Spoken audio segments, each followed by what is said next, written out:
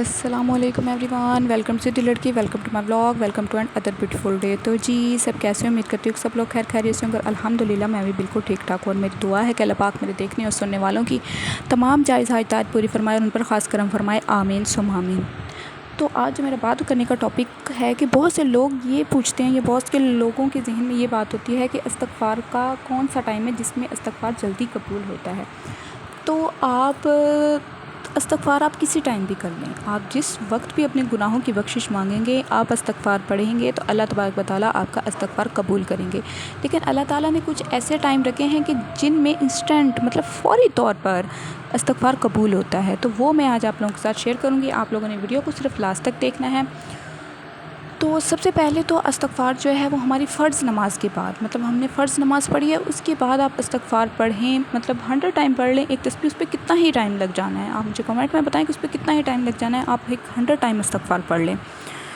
اس کے بعد مطلب جب ہم فرض نماز کے بعد استغفار پڑھتے ہیں تو ہماری استغفار فوراً قبول ہوتی ہے، کیونکہ ہمیں نماز میں ہم سے کوئی غلطی ہو جاتی ہے، مطلب پڑھنے میں آگے پیچھے کوئی غلطی ہو جاتی ہے، یا ہمارے ذہن میں کوئی بات آ جاتی ہے، یا ہم ادھر ادھر غلطی سے دیکھ لیتے ہیں، تو ہم استغفار پڑھ لیتے ہیں تو ہماری مطلب جو نماز ہے وہ پاک مطلب قبول ہوتی ہے۔ اس کے بعد جو ہے مطلب بہت سے لوگوں کو اس بات کا نہیں پتہ ہوگا، وضو کرنے کے بعد آپ استغفار پڑھیں۔ جب آپ وضو کر لیتے ہیں تو مطلب کہ آپ نے عبادت کا ایک جو سٹیج ہے وہ پار کر لیا ہے۔ وضو کرنے کے بعد اگر آپ مطلب زیادہ بہتر تو ہے کہ آپ 100 ٹائم استغفار پڑھ لیں۔ اگر آپ 100 ٹائم نہیں پڑھ سکتے تو 3 دفعہ استغفر اللہ ربی من کل ذنب و اتوب الیہ پڑھ لیں۔ اس کے بعد جو ہے آپ کوئی اچھا کام کرتے ہیں، اچھا کام کرنے سے مراد کہ آپ کوئی صدقہ دیتے ہیں یا کسی ضرورت مند کی مدد کرتے ہیں، تو اس کے بعد آپ استغفار پڑھیں۔